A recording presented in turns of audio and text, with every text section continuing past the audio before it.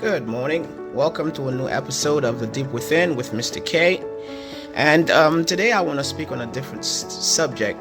And I want to speak on the subject of creation because many people have asked me lately, what's my take on the book of Genesis, the creation?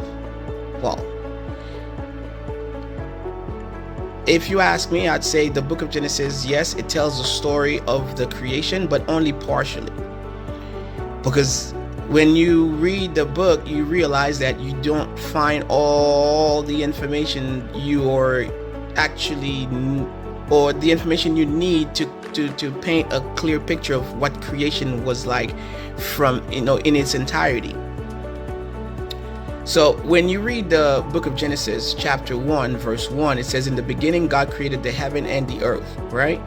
And verse 2 says, "And the earth was without form and void, and darkness was upon the face of the deep, and the Spirit of God moved upon the face of the waters." And that's it.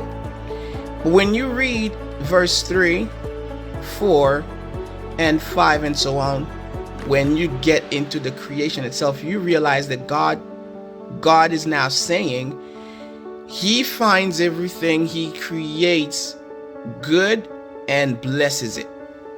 So which begs the question, why verse 1 and 2 is just, different from the rest?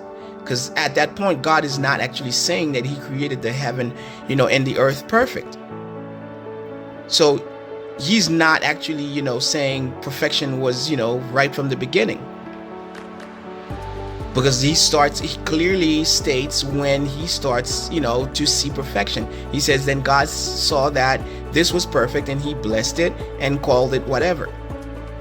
But when it comes to the creation of the heaven and the earth, you see that it says it was without form, void, and darkness was upon the face of the deep. And when you read on and you realize now the chapter is speaking of the two luminary bodies that are placed in the firmament of the heaven just for the purpose of telling time and season. So you have to say, oh, wait a minute.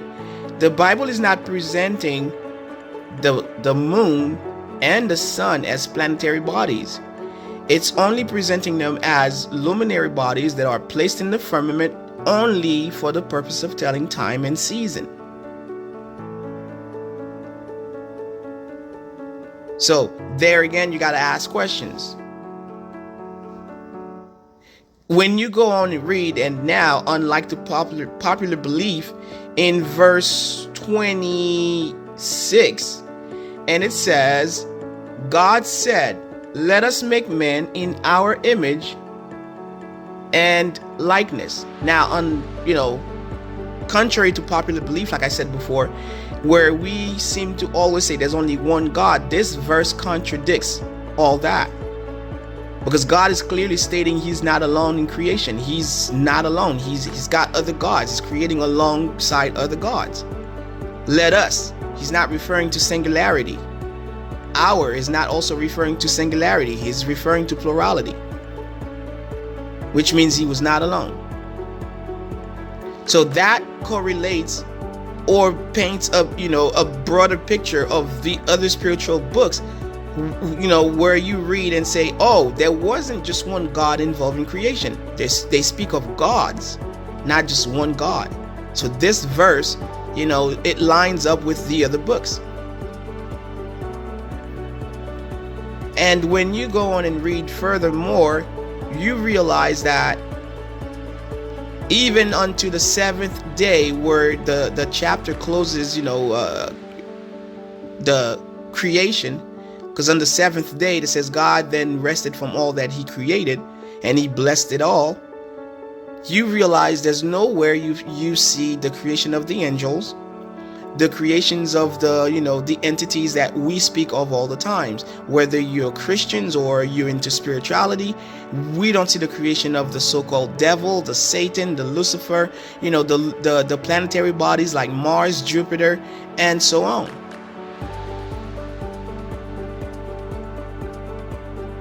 But when you go into the book of Jude, there the name of Enoch is mentioned.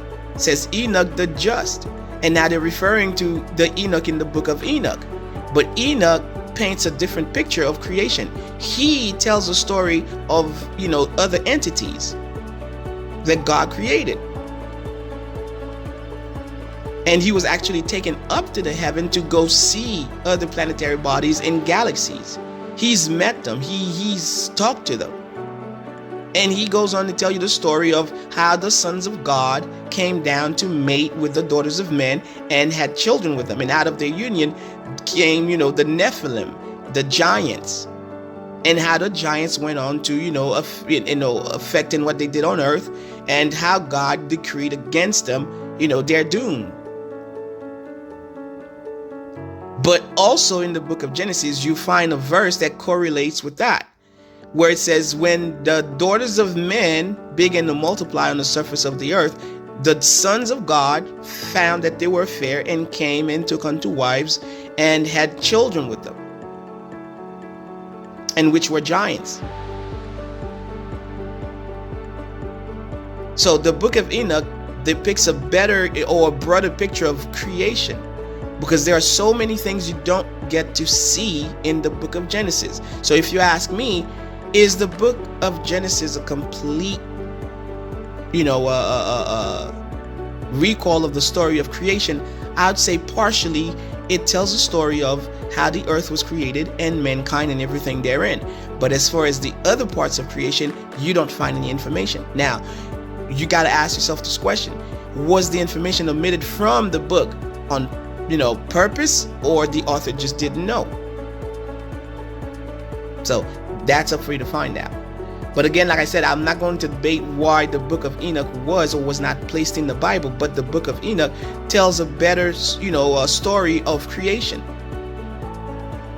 And there are other, countless spiritual books out there which speaks of creation and depicts a better picture of how the gods created man and what was their purpose, and how, how life on earth was at the beginning, how the gods lived among men and, had children with them. Because when you go into the book, most people say, I don't believe there was any other race, or the gods never lived with men, among men. If that's the case, then we have a problem. Because when you go in the same in the book of Genesis, and then it says, after Cain killed Abel, he was worried that if God cast them out, other people would find him and kill him. Who are the people he was worried about? And then they said he left and went to the land of Nod, and there he took unto wives women. Now wait a minute. There was only Adam, Eve, and now Cain and Abel. So Cain killed Abel. There's supposed to only be 3 persons on the planet.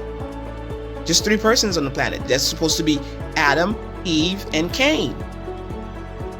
So who are the people of Nod? And who are these women that he took unto wives?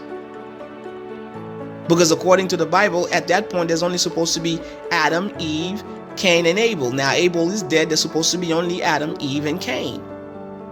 So you ask me, what were there other, race, or the gods were living on, on the planet among men? Yes. The other books tells you better, but the Bible actually tells you, but it's coded in a way where if you don't pay attention, you don't get to see it. Now, the bigger problem we have is the fact that now those who are, trained in dogma and denominations, based on their beliefs, they're told to not read any of the books other than the Bible. Because if they do, they would allow the devil into their space. But you need to understand, whether you read to stay informed or you don't read, the devil will come into your space. So I'd say, for the sake of, knowledge and knowing what you're doing, it's better for you to read and stay informed. So yes, the Bible, the book of Genesis, the book of creation, tells you partially what took place during the creation of the planet, men and everything therein. But you don't find any other part of creations in the book. So it's incomplete. So if you ask me, that's my point of view on, the book of Genesis. It's my standpoint. And again, I'm speaking for myself. I can't speak for everybody else. And again, for those who say, you're only supposed to read the Bible as far as, the source of knowledge, then we have a problem. Because if you look at it, that way, Moses, okay, he never read the Bible. He wrote the 5 books of Moses, which are the first 5 books of the Bible, the Torah. And the prophets of Israel, they didn't know a book called the Bible. They never read the Bible. They only read from the Torah. And even Jesus himself, when you look into the New Testament, when he was reading, he was not reading the New Testament. He was reading the Torah,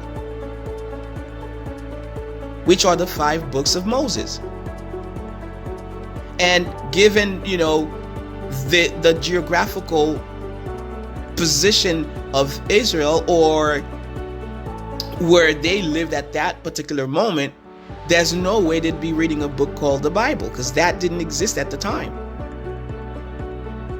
The Bible as we know it now only came later, when the Council of Nicaea decided they were gonna, put what they call the canonical books into the Bible, and called it the Bible. But before that, there was no such thing as a one book called the Bible that was the guide for everybody. And again, like I said, if Moses was to, come back to life now, and the prophets, Jeremiah and all, they would not know a book called the Bible. So when someone tells you, if you don't read the Bible, or if you read any other book other than the Bible, you'd have a problem, then hey, we do have a problem. So that's my point of view on the whole thing. So I say read and stay informed, and go find the story of the creation in other books, because other books do tell a better story. Yes, the book of Genesis tells a story of creation, but it's partial. So you need to go and get the rest from wherever you're supposed to get it, so you can make you can have a better understanding and paint a broader picture of creation itself. Because otherwise creation would be incomplete. You would not have the creation of the angels and the other entities that we speak of all the time, and the planetary bodies and galaxies out there. So stay informed and read, just for the sake of reading. I'm not telling you to believe, but just for the sake of reading, read, because the Bible says, my people perish lack of knowledge. So read and stay informed. It's been Mr. K with another episode of Dip Within.